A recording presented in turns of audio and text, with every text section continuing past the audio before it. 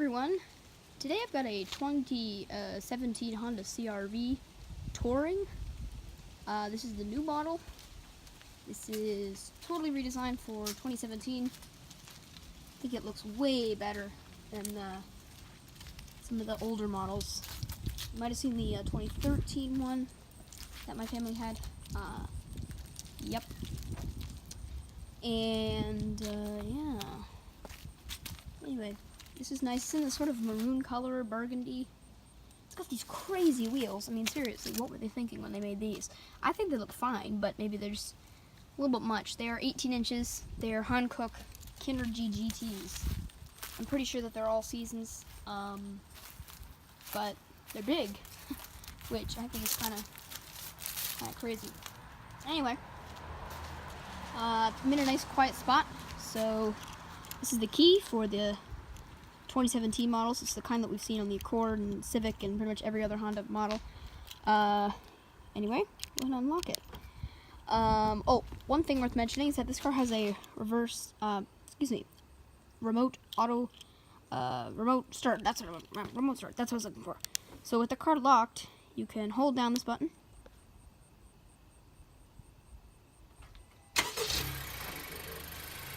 And you have remote starter, so you can cool down your car and warm it up in the summer or winter.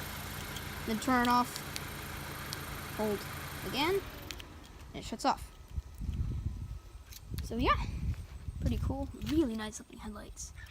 Totally LED, full LED, super nice. So has a smart key access system. We've seen these before. Press here, locks, unlocks like that.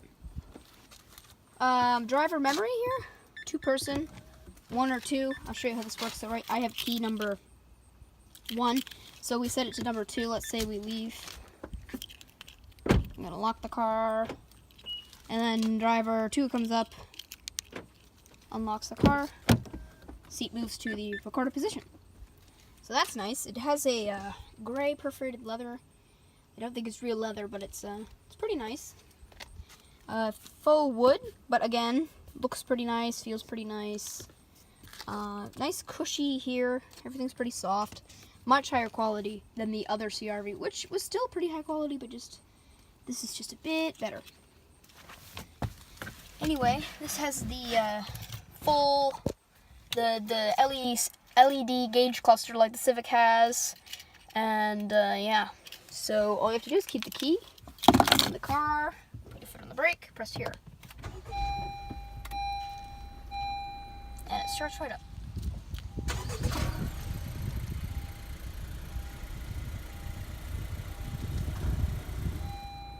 Uh, 532 miles. This car's new, very new. Picked it up. My grandfather got it last week, maybe 2 weeks ago. Anyway, super new. Smooth steering. It's a good blend of tight yet smooth and easy. This is the primary screen here. As you can see, I don't know, I'm kind of so-so on it. It is a crazy dust magnet, as you can see. And it's got all these touch-sensitive buttons, which are just a little, yeah, that's the problem. They're just a little bit funky. Do have a volume knob. That's a nice addition. Climate controls are done here. But anyway, we'll talk about that in a little bit. But first, let's check out the headlights. So we're going to put them on high beam, fog lights, hazards. And we will put LED turn signal mirror right there.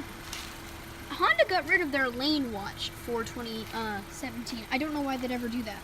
They said that, I don't know, there must be some sort of internal reason why, but I think that is really silly. Why would you get rid of that? That was such a great feature. Anyway, these are full LED headlights. These only come on the Touring model, the full ones. They look really nice. They're bright. New style Honda grille. We haven't seen this. We have the radar for the Honda sensing technology in there. Pretty nice.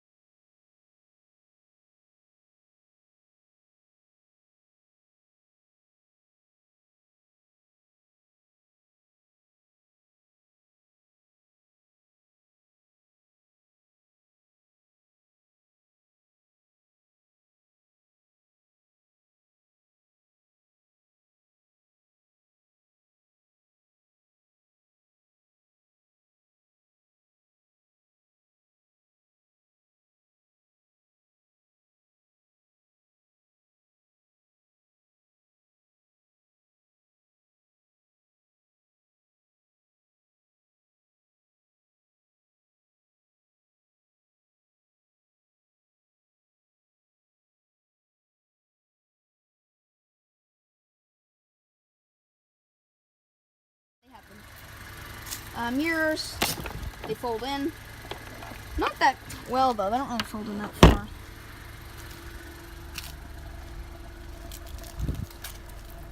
In the back, fully LED, turn signals and brake lights. Reverse light's not LED, that's the only thing that isn't.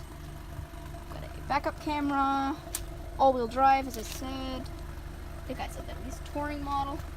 We have a tiny little 1-inch trailer, 1.5-inch trailer hitch that we put on.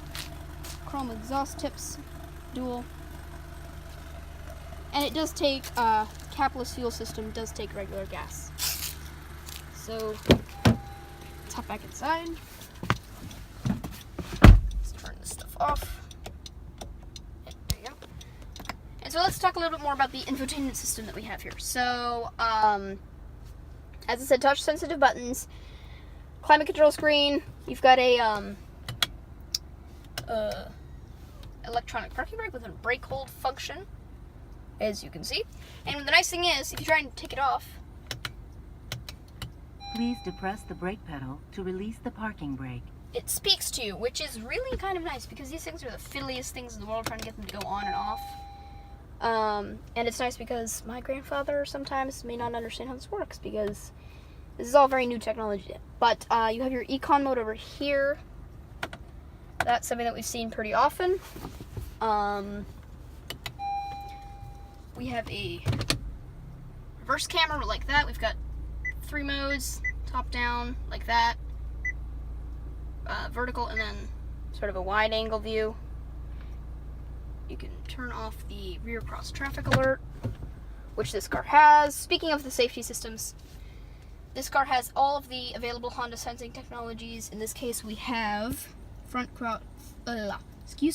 lane departure warning, forward collision warning and pedestrian warning, adaptive cruise control, and we have rear cross traffic alert, as well as blind spot indicators in the mirrors right there. Maybe a little hard to see. Yeah. So that's pretty nice. Steering wheel's nice, leather wrapped, of course. Heated steering wheel, very nice. Oh, and lane departure warning. I don't think I mentioned that. With mitigation, so it'll push you back into your lane if you don't. You have a little driver attention level, so if it thinks that you are a little bit tired, it'll let you know that. Here's your windshield wiper stock. Windshield wipers work pretty well, as they probably should. You've got your rear windshield wiper, like that. Pretty nice also.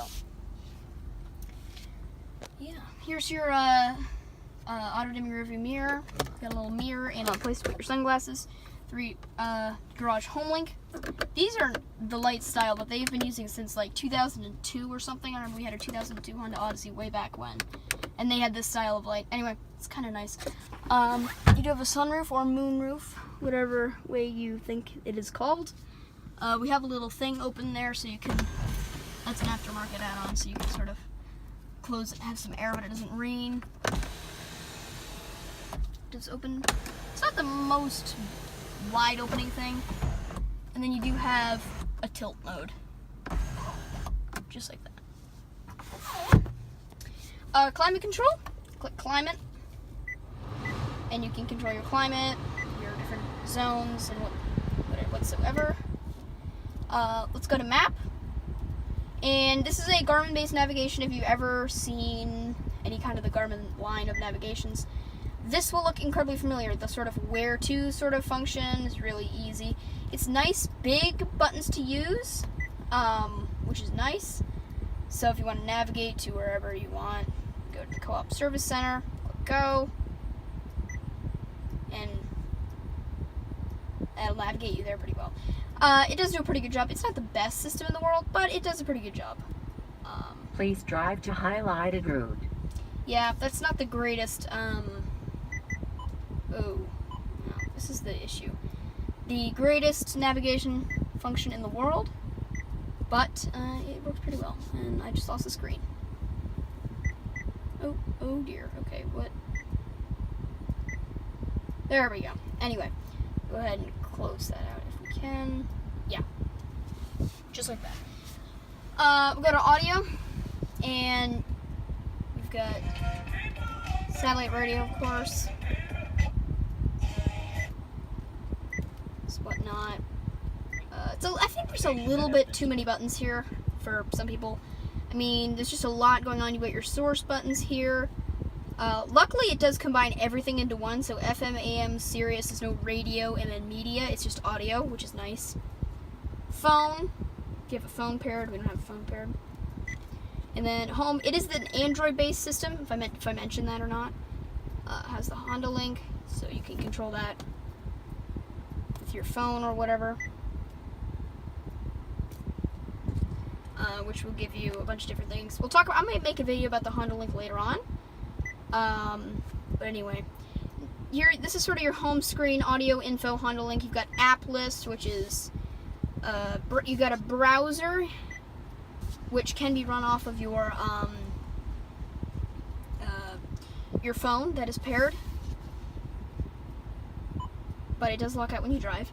And you can see that there's these sort of pages. This is because it's an Android-based system where you can move different icons to. I personally don't really like it, but some people do. I'll show you this too. If proof that this is an Android system, if we go down to, oh, maybe it's not here. It's somewhere in, oh, info, that's right. Go to others. Oop, no, I messed this up. Never mind. Oh gosh. That's what it does when it gets angry. Anyway, you've got settings you can change. It's a very customizable car. If you're a camera, Bluetooth, change the cross traffic alert, which is the rear cross traffic alert. So if someone's running behind you or a car pulls out behind, it'll let you know, and it'll even stop you if you fail to stop. And you have two front and rear front seat, 3-stage heated seats. And go ahead and take that off. Yeah, that's it. So anyway, let's go ahead and turn off the car. Take a look at the rest of the vehicle. You'll see that here you can pop the trunk if you wanted to. It is a fully powered trunk. But we'll take a look at the back seats first. There's no smart key access on the rear doors too. Anyway, we have a seat protector on back here, but just to let you know, this is not what they all look like. We have the little protector window things that are put in. Speaker. You actually get to control your own lock. That's nice. You can see whether the door's unlocked or locked, not need to pull it twice. Got your passenger ear window. Nice storage space down here. Pretty good. 2 USB ports, 2.5 amps each. That should be enough to charge them relatively quickly. Little light, grab handles, of course. In here you got armrest / cup holder thing. And yeah, just about it for the back seat. To fold the back seats down, you can no longer do it for 2017. Actually, yeah, you can. I apologize. The seats do fold down just like that. Gone is the thing where you have to the seat back flips up and all that complicated. Now they just fold pretty flat, which is nice. This car has the power tailgate, so I'm going to attempt to open it with the kick to open function, which comes on the touring model only. We'll see if we can get it to work. The trailer hitch has been installed, so it's been kind of moved, but come on, do it. Okay, it won't do it, but you can do it with the key as well, or you can just grab it, but I like the key better.